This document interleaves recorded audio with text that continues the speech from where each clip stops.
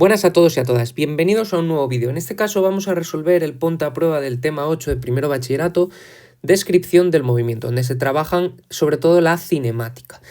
Este ponte a prueba es muy importante porque ya sabéis que en la parte de física la mejor forma de entenderlo es practicando, de modo que quien quiera lo tiene disponible para descargar los enunciados sin resolver en mi página web sergiprofe.es. Y los vamos a ir resolviendo a lo largo de estos vídeos, donde este va a ser nuestra parte 1. Dice ahí, el primer ejercicio, un cuerpo se mueve según la ecuación de posición, y nos la dan ahí. A determina el desplazamiento y la velocidad media en los primeros 5 segundos. Bueno, pues vamos a resolver primero, no voy a poner datos, aunque debería, pero porque el único dato que hay es el vector de posición que varía, o la ecuación de posición que varía según el tiempo, y lo tengo ahí arriba. Vamos con el desplazamiento. Bueno, pues lo primero que vamos a hacer es que nosotros sabemos, por definición, que el desplazamiento es la diferencia entre la posición final, en este caso a los 5 segundos, menos la posición inicial, que en este caso es a los 0 segundos. De modo que necesitamos el vector de posición a los 5 y el vector de posición a los 0 segundos. Para calcularlo a los 5 segundos basta con sustituir arriba en la ecuación de posición donde pone t, ponemos 5 y obtenemos lo siguiente, el siguiente vector, que será el 10i más 74j más 3k. Ese sería el vector de posición a los 5 segundos. Y hay que restarle el vector de posición a los 0 segundos. Donde pone t, ponemos 0. Y sale el menos j menos 2k. Y hacemos esta operación de aquí. De modo que el vector desplazamiento va a ser 10. Solo está el 10 en la componente i, por tanto 10i. Luego la componente j son 74 menos j es 74 más j son 75j. Y 3 menos 2 más 5k en metros.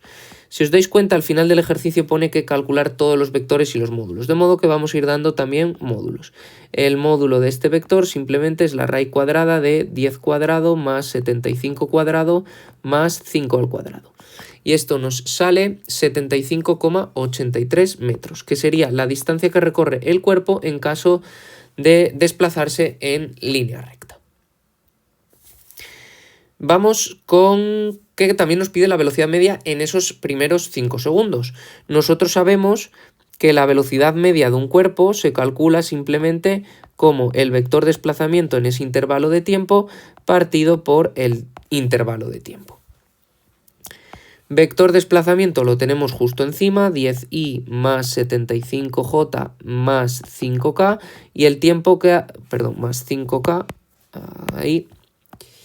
Y el tiempo que ha transcurrido son 5 segundos, por tanto dividimos cada una de las componentes por 5 y nos sale 2i más 15j más k metros segundo. Y este sería el vector velocidad media en ese intervalo de tiempo. Que si queremos calcular el módulo, simplemente hacemos la raíz cuadrada de 2 cuadrado más 15 cuadrado más 1 al cuadrado. Nos sale que el módulo son 15,17 metros segundo. Y con esto tendríamos acabado el apartado A. Vamos al apartado B. En el apartado B nos pide que calculemos la velocidad instantánea en función del tiempo y a los 2 segundos.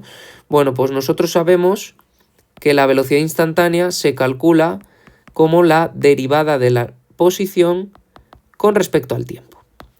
Es decir, tenemos que derivar con respecto al tiempo la expresión que hay ahí arriba de 2ti más 3t cuadrado menos 1j más t menos 2k.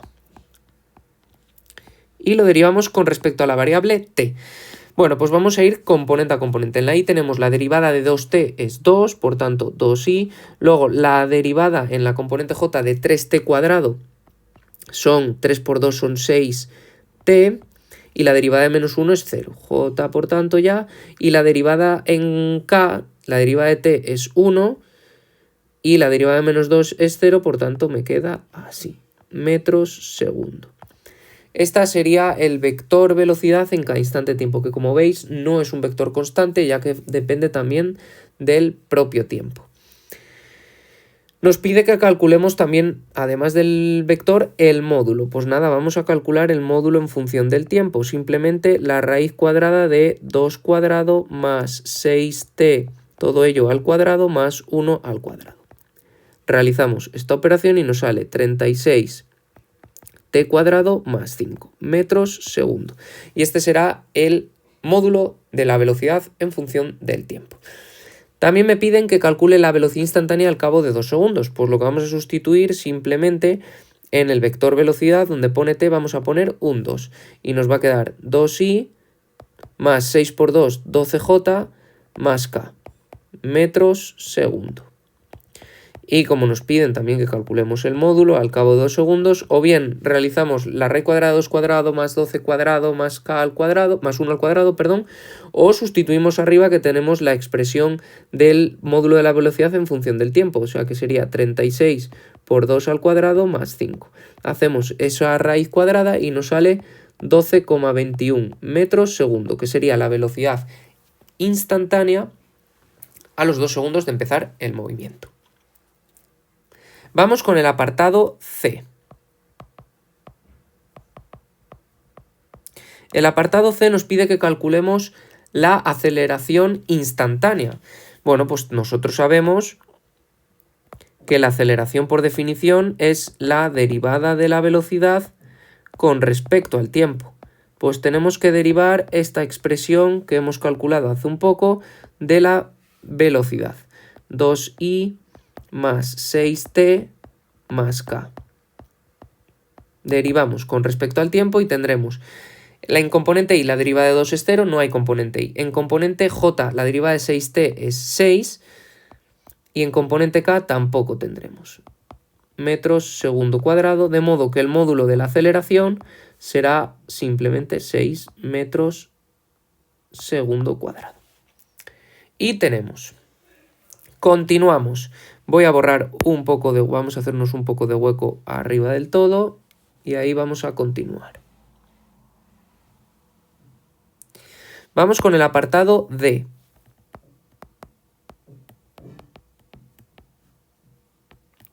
El apartado D nos pide que calculemos las componentes intrínsecas de la aceleración en función del tiempo, es decir, la aceleración tangencial, que va a ser la que mida cómo varía el módulo con respecto al tiempo, y la aceleración centrípeta, que mide los cambios que se producen en la dirección y el sentido de la velocidad.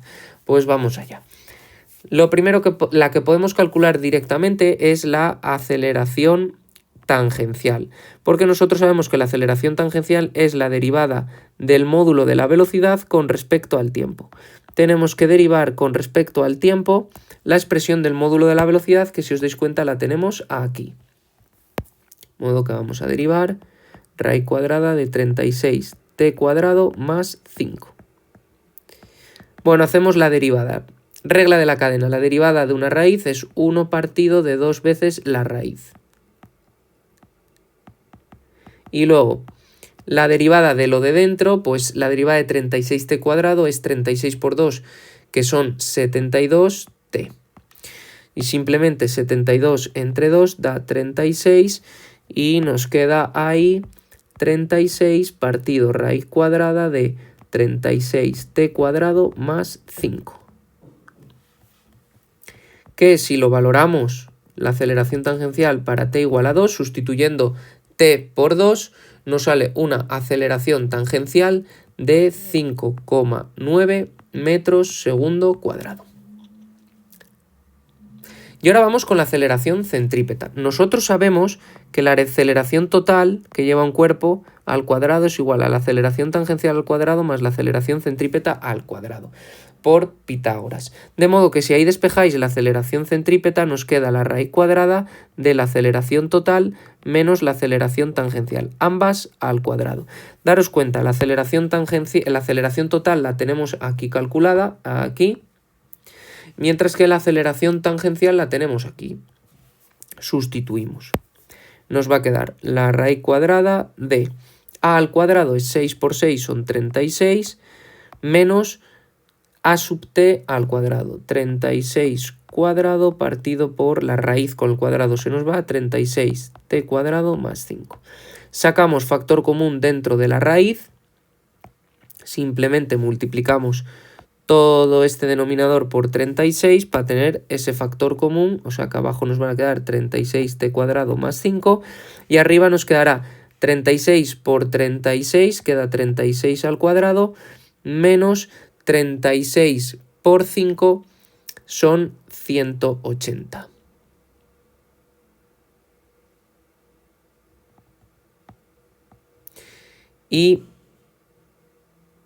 Más 180 menos 36 al cuadrado. De ahí 36 cuadrado con 36 cuadrado se va y nos queda que la aceleración normal, centrípeta, es 180 partido de 36t cuadrado más 5 metros segundo cuadrado. Que si lo queremos para los 2 segundos basta con sustituir, donde P o T ponemos 2 y nos saldría 1,1 metros segundo cuadrado. Y por último vamos a hacer hueco para resolver el apartado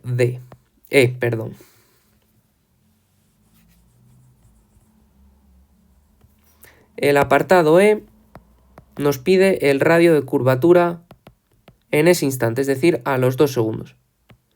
Bueno, pues nosotros sabemos que donde aparece el radio es en la expresión de la aceleración centrípeta, como v cuadrado partido de r. Si despejáis r, nos sale que es v cuadrado partido de la aceleración centrípeta. Ese se nos daría, si sustituimos por el módulo y la aceleración centrípeta en función del tiempo, nos daría el radio en función del tiempo. Pero ¿para qué nos vamos a complicar si nos piden solo el radio al cabo de 2 segundos? Pues vamos a sustituir la velocidad al cabo de 2 segundos, que la tenemos calculada en el apartado B, que son 12,21 al cuadrado, y la aceleración centrípeta a los 2 segundos, que la tengo calculada aquí arriba. De modo que me queda 1,1. Hacemos esa operación y me sale que el radio es 135,31 metros. Y con esto estaría resuelto el ponte a prueba 1. Bueno, vamos con el ejercicio 2 de este ponte a prueba, donde dice la ecuación cuando montamos en un tío vivo del movimiento en el plano XY es, y nos dan el vector de posición, ¿vale? La ecuación de posición, donde nos saldrá en metros y te hay que meterlo en segundos. Dice A, demuestra que su trayectoria es una circunferencia centrada en el origen y de radio 4 metros. B, determina los vectores. Bueno, pues vamos primero con el apartado A. En el apartado A, que tenemos que demostrar que la ecuación de posición es una circunferencia de radio de centro en el origen y radio 4 metros, lo primero que tenemos que saber es la ecuación de una circunferencia en matemáticas. Y sabemos que es de esta forma,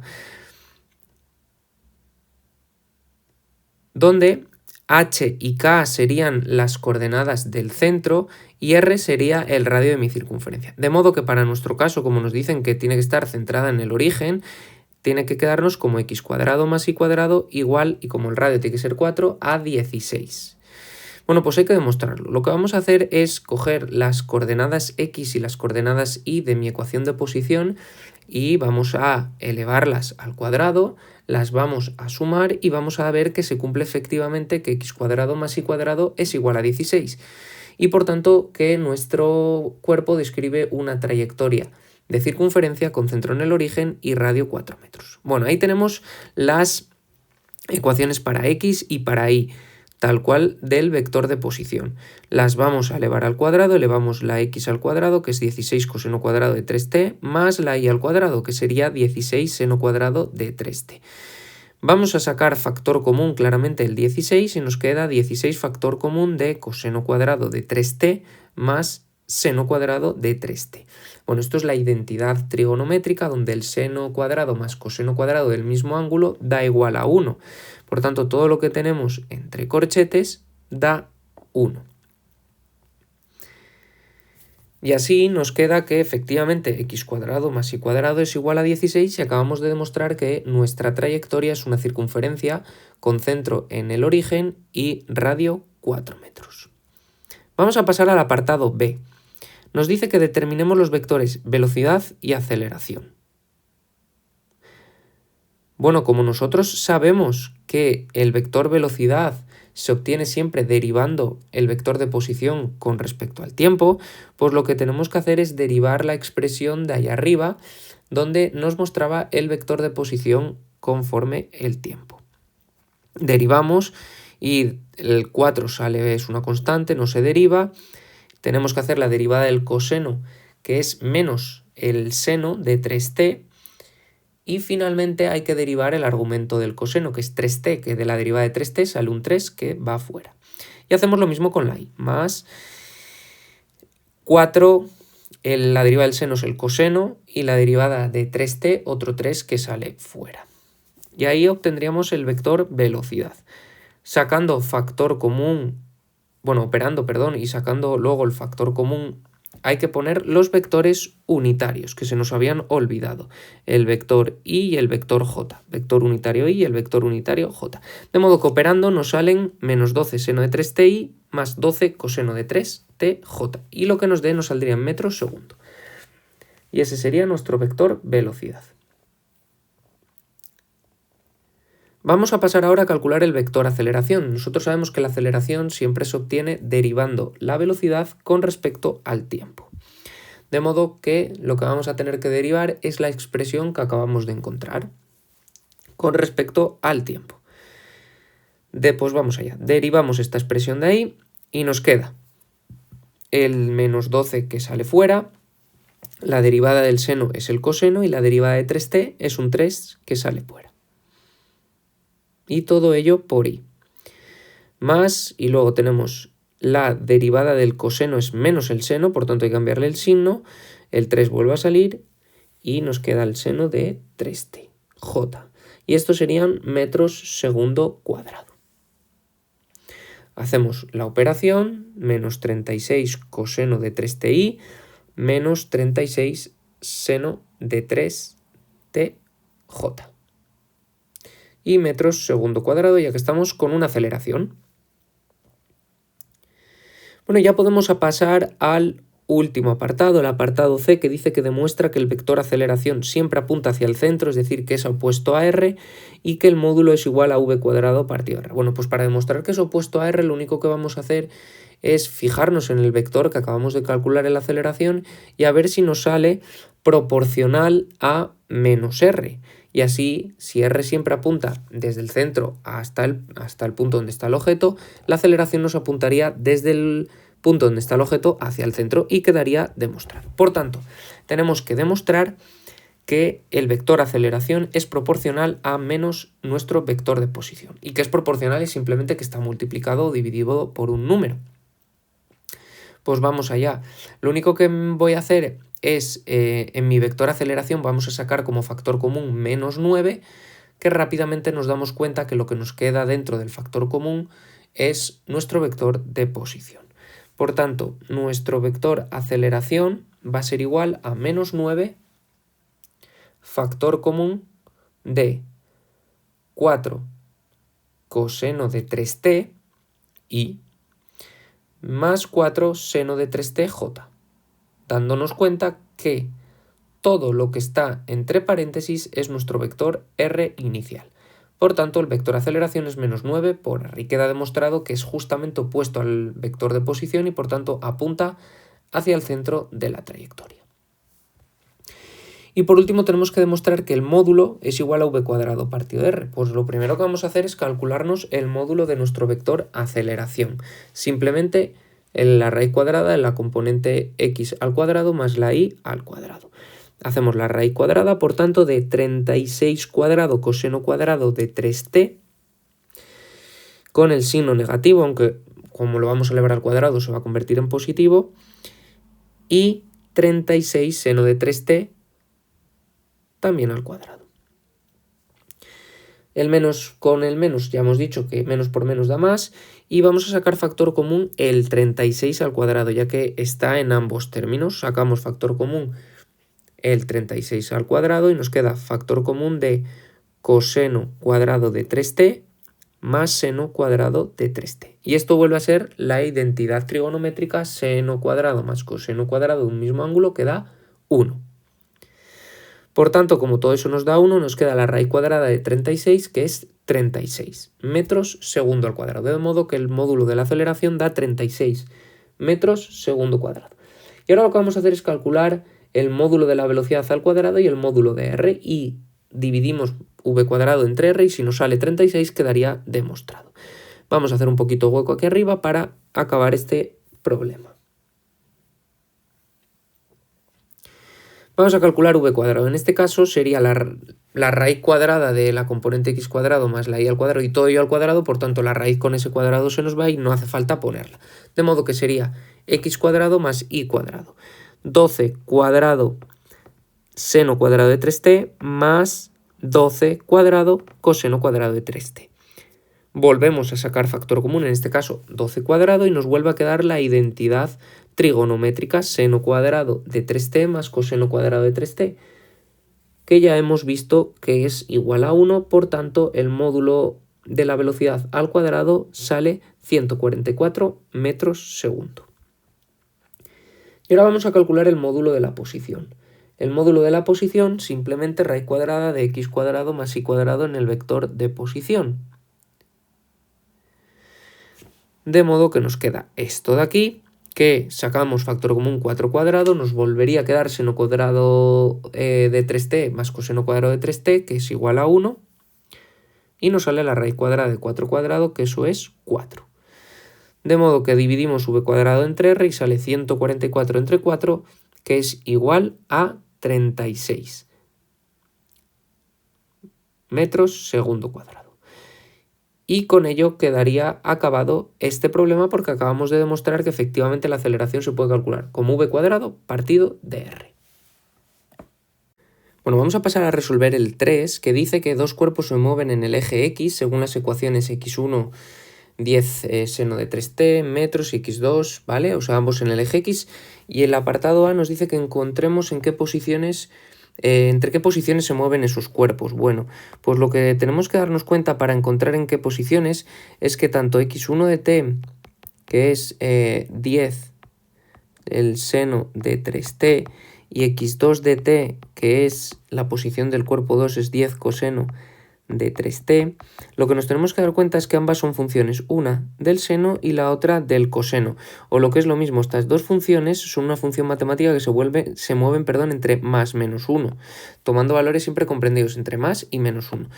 De modo que estos objetos, lo que pasa es que el primer objeto, x1, se va a poder mover siempre, vamos a ponerlo mejor, x1 se va a poder mover siempre entre menos 10 cuando el seno valga menos 1 y más 10 cuando el seno valga más 1 en metros. Y lo mismo x2. x2 se podrá mover entre menos 10 cuando el coseno valga menos 1 y entre más 10 cuando el coseno valga más 1. El apartado B dice que calcula los dos primeros valores del tiempo en el que se cruzan. ¿En qué posiciones se cruzan? Bueno, pues vamos con el B. Para el B lo que vamos a tener que hacer simplemente es igualar ambas condiciones, porque sabemos que se van a cruzar cuando